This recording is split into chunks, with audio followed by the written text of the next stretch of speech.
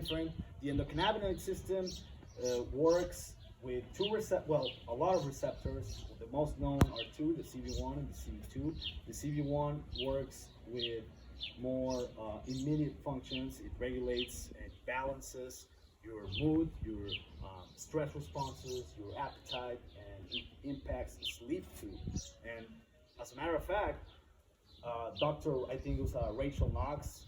You're familiar, I think you, Martin and Craig, are familiar with Dr. Rachel Knox. She said that the endocannabinoid system, I quote her, the endocannabinoid system modulates and controls every other physiological system that you can think of in your body. So your skin, your eyeballs, as I mentioned, your endocrine system, your cardiovascular system. That's why it helps with blood pressure, with a lot of different, ailments, diseases from the neurological standpoint, not only physiological, such as dementia, Alzheimer, Parkinson's disease, multiple sclerosis, which is a physiological and neurological disease.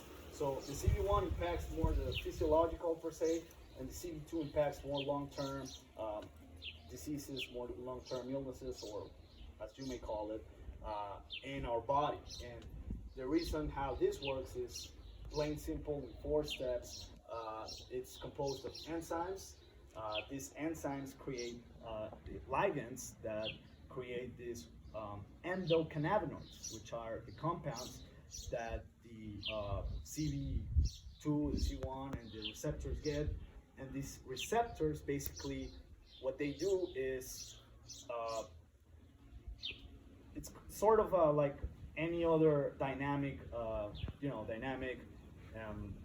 bodily system. It works through our neurons. It works directly with our nervous system, where the amygdala and our stress response takes place. And as a matter of fact, the reason why Dr. Knox says this is, and she is an endocannabinologist, and that's a word. She studies endocannabinology, and she's basically the master on this.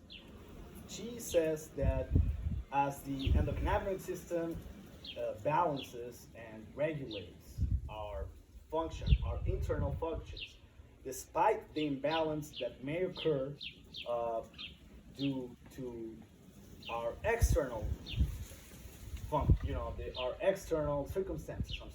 So whether, let's say, you're in homeostasis, which means calm, which means inner peace, right? Inner, just straight up well-being. You're okay, you don't need anything, you're all right, and you're relaxed. This natural state of mind might be disrupted by everyday circumstances of our everyday lives, like stress, anxiety, chronic pain. It could be, insomnia, whatever that causes this unpleasant feeling, right? So the endocannabinoid system's function is to balance and to, regulate the way we function. And the endocannabinoids, they're called endo because they're endogenous. And in biology, endogenous means that originates within us, right? Within the organism. So we all and each of us here, all vertebrates, including animals, everyone but insects, basically, we all have an endocannabinoid system, and we all create endocannabinoids, cannabinoids that are produced naturally in our body. From CBD, we take phytocannabinoids, and these compounds, they mimic the behavior of the endocannabinoids, where when there is imbalance, when there is some sort of not how do I explain it? Basically, when there's some sort of disruption, right? And the phytocannabinoids, once they supplement our endocannabinoid system, and our production is back to normal, because these ligands that I was telling you about, they work like locks on keys. The endocannabinoid system creates things or blocks things because it's dynamic.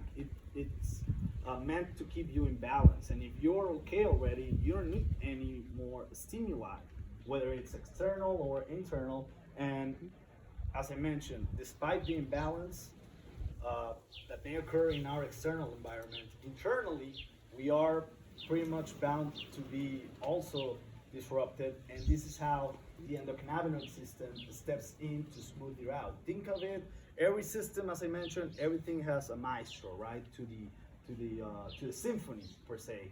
And think of the endocannabinoid system as the orchestra.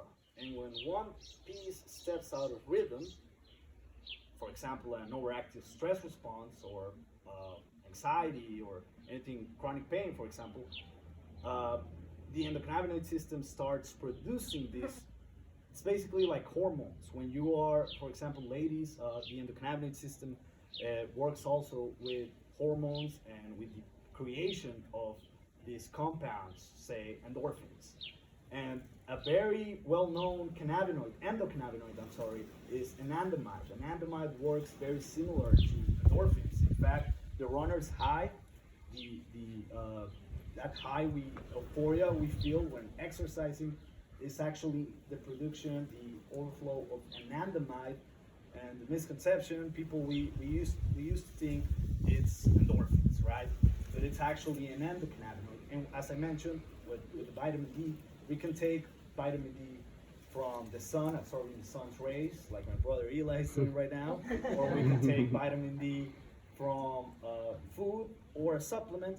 Well, we can take our endocannabinoids, we can produce them naturally eating certain foods. For example, coconut oil, it stimulates and produces certain cannabinoids, or some other rich flavonoids or terpenes and then we can take a supplement like we have right here, and that will basically satisfy the demand when we are under circumstances that may end up imbalancing, may be regulating things, and hence dysfunctioning our endocannabinoid system. And all sorts of illnesses or of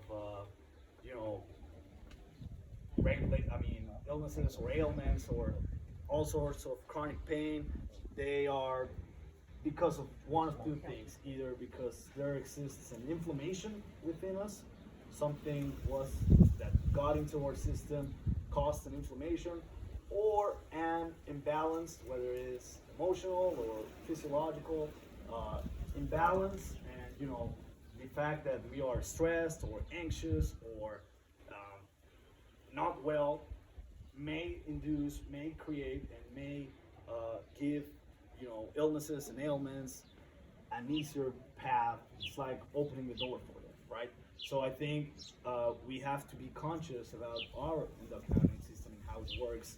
And CBD it's not the solution to all this, ailments, to all these illnesses, pain, and all of that stuff, but it is proving to be a very efficient tool to remedy it. And not only CBD, but I think all the cannabinoids. In fact, there's over 100 cannabinoids found yet to this day, and our extracts, which are full spectrum, which means they take the whole spectrum, all the cannabinoids of the plant.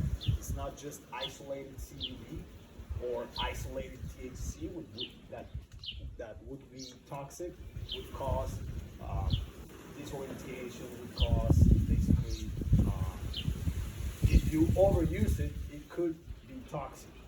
And it's not addictive, but all cannabinoids create tolerance. They build up tolerance in our systems very quick. And as I mentioned with coffee, there's people that is hypersensitive to coffee, that may have a cup of coffee in the morning and may not be able to sleep at night. And there's people that can have 10 cups of coffee and feel no effect whatsoever of the caffeine. Well, it's the same with cannabinoids. We all react different to these compounds, and we all create them naturally. And some people have their systems well balanced and may not need more, so their system actually blocks cannabinoids. And it's interesting how, for example, when people first try cannabis, like this plant smoke, Some people may not feel any effects because their systems may be just used to block any external stimuli because inside they're just functioning perfectly per se. And then some people is just the complete opposite. They may need therapy in form of these substances, these natural compounds that are cannabinoids. And our CBD that comes in different concentrations, we strive to orientate and to educate our consumers instead of just like an over-the-counter salesperson would do. And you know, we think a lot about dosage because it narrows down to what works. People might use our extract and they say it didn't work. Why? It may be for a variety of reasons. It may be because of the dosage.